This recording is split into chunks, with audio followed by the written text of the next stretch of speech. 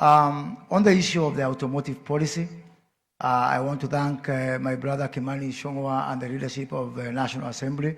That policy did pass, and now we are drafting the bill, and I'm sure Honorable Ichung'wah and the parliamentary leadership are going to work with us.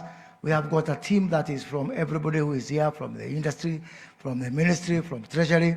We have a working team that is working on the bill, and we hope that it will be presented before Kimani Ichung'wah within the next 3 weeks so that he can do whatever is necessary.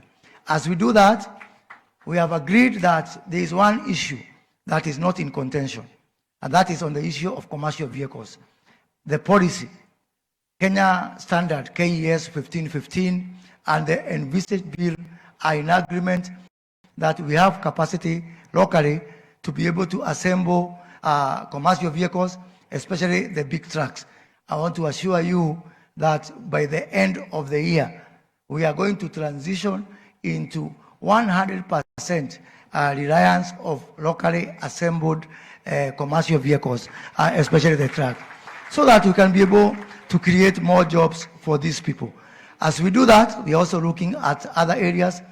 We have a boat here, Your Excellency. I want to thank Simba Motors.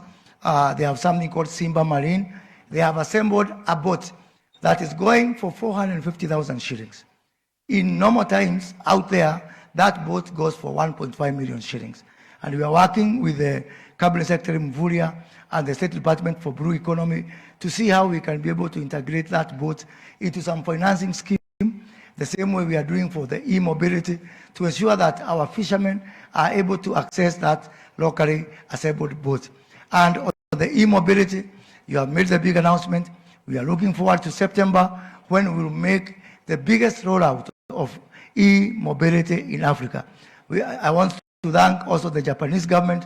They are working with us on something we call end of life.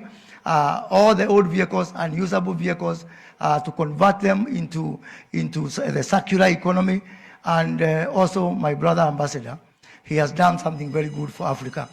My time is up, but I will just take some few minutes. Your Excellency, Japan in October is hosting the G8 summit, and they have invited only one, that is the trade ministers for the G8. They have invited